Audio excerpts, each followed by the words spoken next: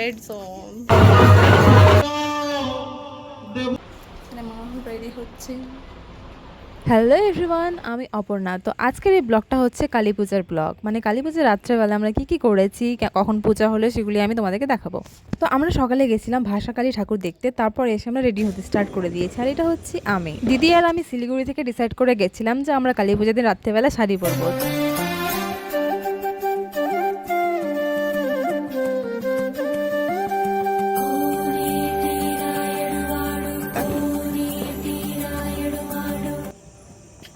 এটা হচ্ছে আমার দাদুর বাড়ির মন্দির। ঠাকুর এখন আনা হয়নি, ঠাকুর আনতে যাবে একটু পরে।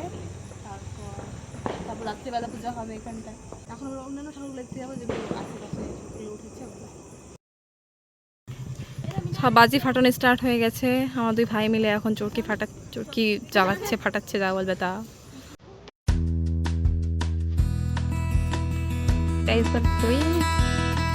দুজনে পিং পিং করে টুইং করেছে।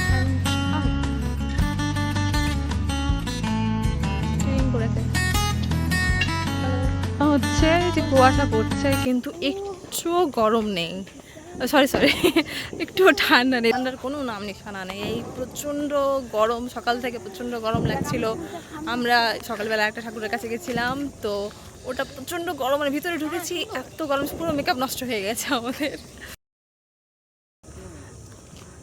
এটা হচ্ছে আমাদের পুরো গ্যাং, সব রাস্তা উল্টাপাল্টা রাস্তায় যাচ্ছে। এখানকার কালী পূজা এরকমই হয়, সব জায়গায় জায়গায় কালী ঠাকুর ওঠানো হয়। ওখানে রাত্রি 12টা 1টার সময় পূজা হয়। আর এরকমই হয়। আর এমনি তো শিলিগুড়ির কালী ঠাকুরগুলো অন্যরকম হয়। সবাই ঘুরে আজকে। এখন আমরা ঘুরতে যাচ্ছি। কার কার বাড়ি যাচ্ছে এখন? দিদা, মাসিরা সবাই মিলে।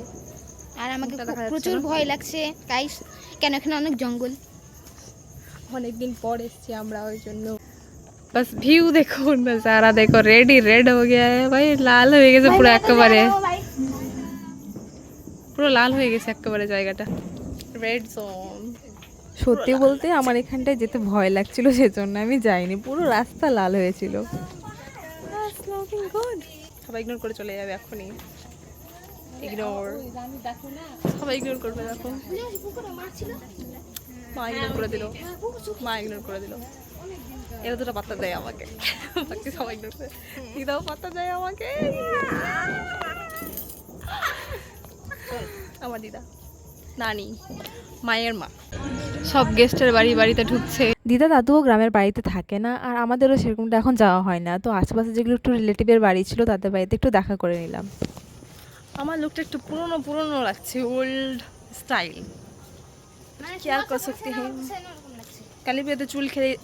কালী পুজোতে চুল খুলে স্টাইল করতে হয় না, চুল খুলতে থাকতে হয় না। মাসিরা সবাই বললো চুলটাকে বেঁধে নিবি, খোলা ছাড়তে হয় না, ওই জন্য এরকম স্টাইল করছি।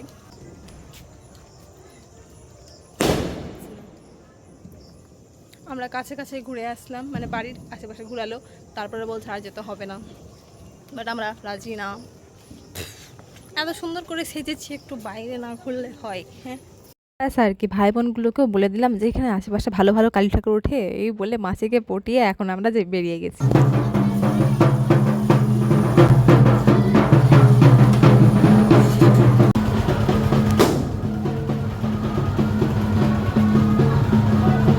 প্রথমে যেটা নিয়ে গেল ওটা হচ্ছে আমাদের মন্দিরের ঠাকুর, আর এই ঠাকুরটা হচ্ছে পাশেই হয়, যেখানটায় ছিল না বলে আমরা দর্শন করিনি, এখন নিয়ে যাচ্ছে। অনেক লোকজন মিলে নিতে গেছিল ঠাকুরকে, পুরো ব্যান্ড বাজার সঙ্গে ঠাকুরকে নিতে যাওয়া হয়। আর আসে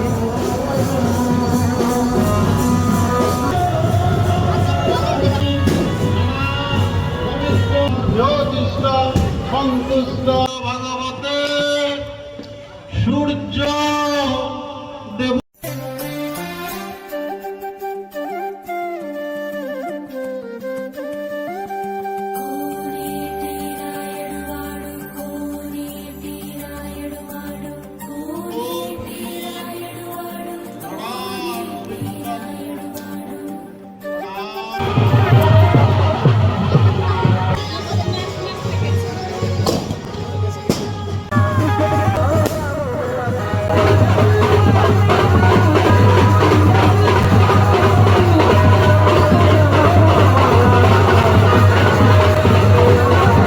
আমাদের মন্দিরে এখন কালী ঠাকুর আনা হয়ে গেছে, তো সবাই বাজি ফাটানো স্টার্ট করে দিয়ে আমার 2 মাসি মিলে প্রথমে বাজি ফাটানো স্টার্ট করে দিল।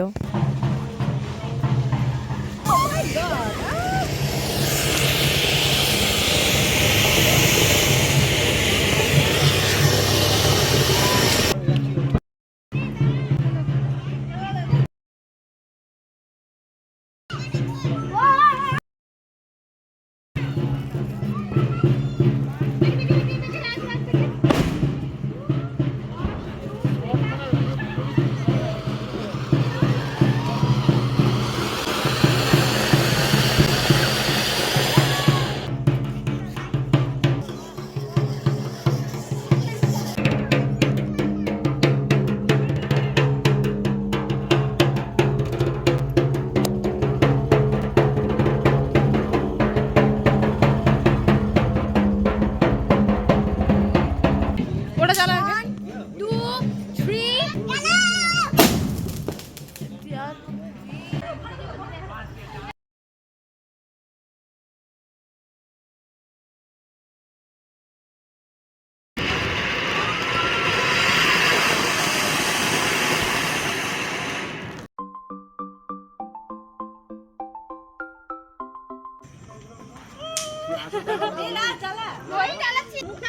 ভাই দৌড়ে এখানে পাটকাঠিটা মোমবাতিতে জ্বালাতে গেল, আর আমি এখানে ভাই যে বাজিটা রেখেছিল ও ফাটাবে বলে আমি ভুল করে ফাটিয়ে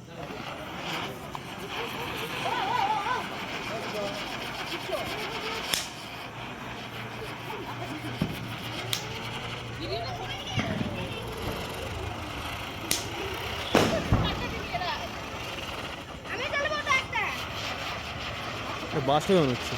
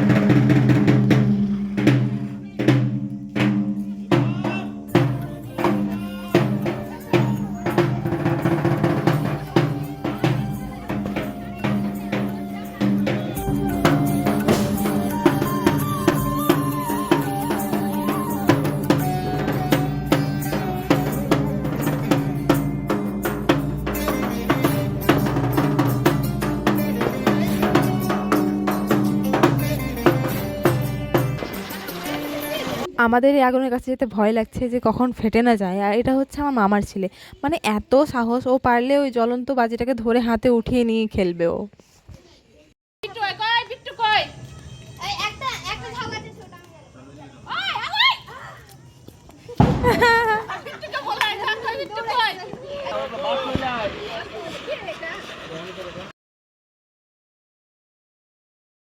লাফাতে হবে, দুম হয়ে যাবে।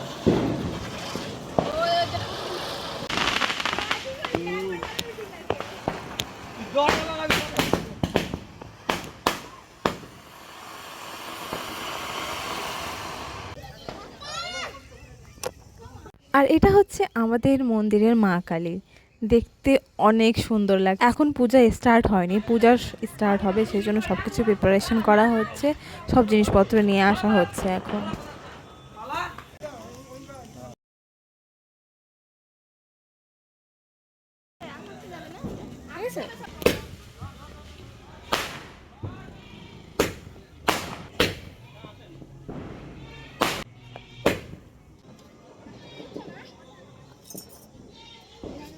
দোয়া করে দিয়েছে। আমার ভাই কত দূরে।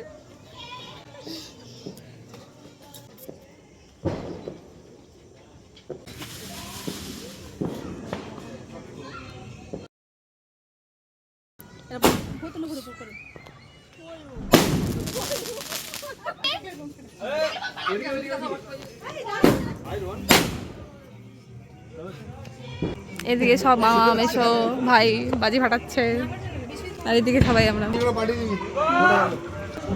তোর সাথে ফটো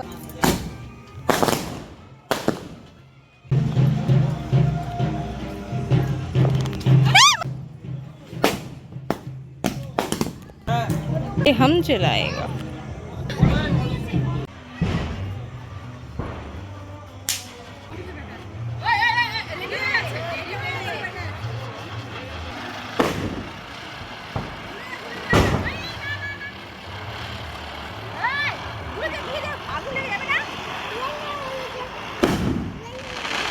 ইলেকট্রিসিটি চলে গেছে, কিন্তু মন্দিরটা কত সুন্দর লাগছে প্রদীপের আলোতে। সাথে সবগুলো জ্বালাবে।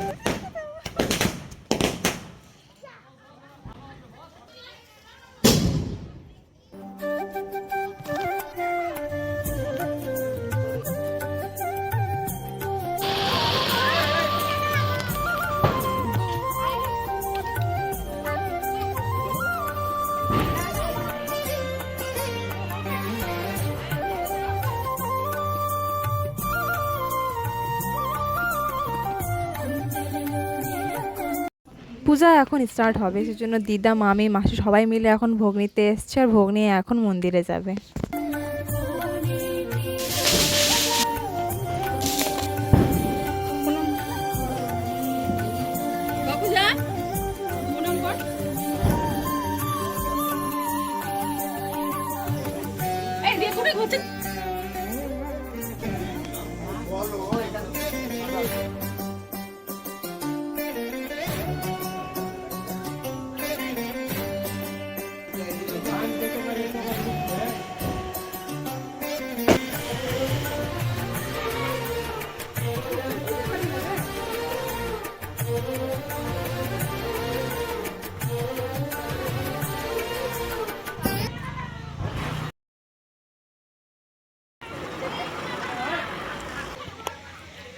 আমার মামি বাজি ফাটাচ্ছে।